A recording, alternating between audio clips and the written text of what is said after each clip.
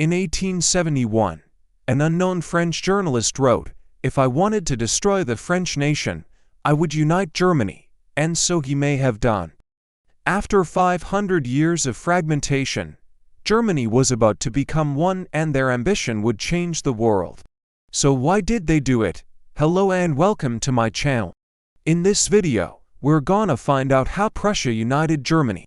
If you enjoy learning about Prussia, check out our podcast episode on the same topic by clicking here or in the description below. Before we can explain how Germany got unified, we need to get a little bit of context. In the early 19th century, there were dozens of independent kingdoms, duchies and city-states in the region we today call Germany. The region was known collectively as Germany and was loosely bound together by the German Confederation, sort of like the EU but with less power. Each state was largely self-governing and each had its own ruler. The largest was the Kingdom of Prussia, which bordered on the Baltic Sea and the North Sea and included parts of modern Germany, Poland and Denmark.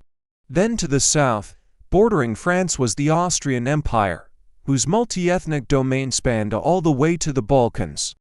These two regional powers would eventually be the key players in unifying Germany. Prussia was by no means a new power. It first appeared on the map in the 16th century, but it didn't become important until the early 1800s when it began to modernize and expand. By the middle of the century, it was the most populous German state with a large, cheap labor force that was rapidly industrializing. It also had the strongest military thanks to universal male suffrage and compulsory military service. The army was well equipped with state-of-the-art weapons and followed the strategy of concentrating forces along railroads to achieve decisive victories in a short amount of time. This efficiency was then transferred over to the administration, where the central government levied taxes and recruited soldiers, while the local governments handled justice and education. This system proved popular with the population who identified strongly with their state. To a large extent, this Prussian nationalism would become the foundation for German nationalism.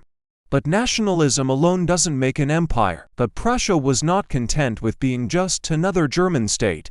It wanted to be the first. Its rulers, the Hohenzollern dynasty, had long sought to break out of the stagnant German Confederation and establish themselves as kings of a greater Germany, Otto von Bismarck. The man who finally achieved this goal was Otto von Bismarck, a shrewd and calculating Prussian statesman who served as chancellor under King Wilhelm I from 1860 to 1890. Bismarck is often called the Iron Chancellor because of his no-nonsense approach to politics. He believed that to succeed, he needed to rely on three: guts, God, and glory. That is, he needed to play up nationalist sentiment, pursue a strong foreign policy, and use any proceeds to strengthen Prussia and Germany. He referred to his method as realpolitik, a German term that translates to practical politics. That is, it's better to pursue realistic and expedient policies rather than ideal and ethical ones. For example, Bismarck was a conservative who relied on the support of the military and the land-owning Junkers class to maintain power. At the same time, he did not hesitate to crush any threats to German unity, whether they came from the left or the right. His opponents called him the Minister of Evil, yet he remains a beloved figure in German history because he ultimately led the country to greatness. There are three wars generally associated with the unification of Germany: the Danish War, the Austro-Prussian War, and the Franco-Prussian War. However, only two were really necessary. The first war was with the Danes over control of the region of Schleswig-Holstein. While Prussia and Austria were allies in this conflict, it would set the stage for their future rivalry. The war began after the Danish king attempted to annex the two provinces.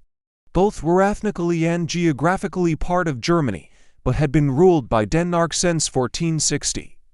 Prussia declared war on February 4, 1864, and Austria joined in 2 weeks later. After defeating the Danes, the two powers had to decide what to do with their territory. At the Congress of Vienna, Austria was awarded Schleswig while Prussia was awarded Holstein. that both were allowed to administer the region jointly, which meant that neither could stop the other from expanding into it. That's exactly what Prussia did. When the next conflict broke out between Prussia and Austria, it was over this very issue. But the real reason was that Prussia was stronger than Austria and wanted to assert itself as the dominant German state. Bismarck hoped that a war with Austria would be costly, but still inconclusive, so that neither side would be strong enough to rule over a united Germany. However, the opposite happened. Prussia crushed Austria in just 7 weeks. While some smaller German states switched sides during the war, most remained neutral, which led to accusations that they were profiteering off of the war. Bismarck took this criticism to heart and resolved to win them over before another conflict broke out, so he turned south, towards Italy. France had long coveted the region of Savoy, but had been deterred by the powerful kingdom of Sardinia, Piedmont, which stood in its way. Bismarck made a deal with the Sardinians, promising them Savoy in exchange for their support in a future war. It was the perfect solution for both sides. Sardinia gained Savoy and an alliance with the most powerful German state, while Prussia got a much-needed ally in Western Germany. But more importantly, Prussia now had a clear path to conquering northern Germany, and so when the time came, northern Germany was eager to join the Prussian cause. On April 1870, the French Emperor, Napoleon III, declared war on Prussia after his cousin, the Spanish Infante, was passed over for the Spanish throne. Within days, the Prussians had defeated the French and advanced deep into France.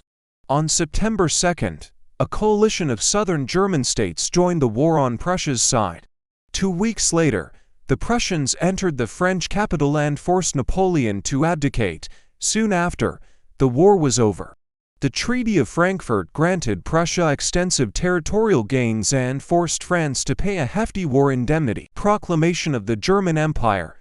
After the war, delegates from all over Germany met in the Hall of Mirrors at Versailles to proclaim the new German Empire.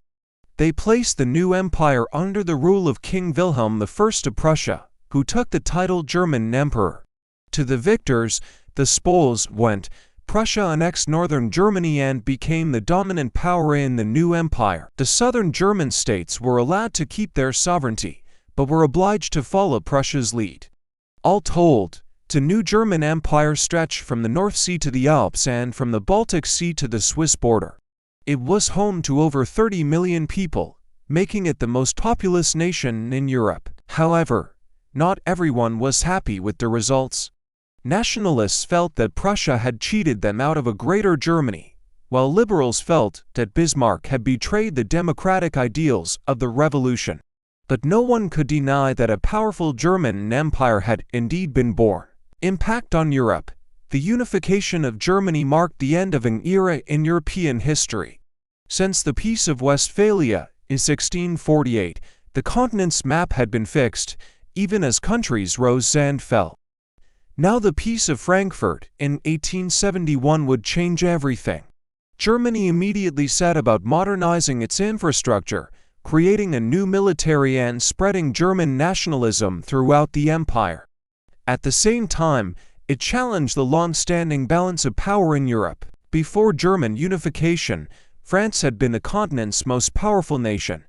But now it had been decisively beaten and humiliated. The Russians feared that a new Eastern question would arise with Germany replacing France as the challenger to their interests. Meanwhile, Britain saw Germany as a threat to its global hegemony. Both powers responded by strengthening their navies. This competition would culminate in a naval arms race. At the same time, Germany's rapid industrialization and growing population threat and the stability of Europe. As economic hardship grew, nationalist sentiments flared up across the continent, which led to a wave of foreign conquest. Soon, these tensions would boil over, culminating in World War I. So would you have liked to live in Bismarck's Germany? Comment below and tell us why or why not. Also, don't forget to subscribe so you don't miss out on future videos. We'll see you next time.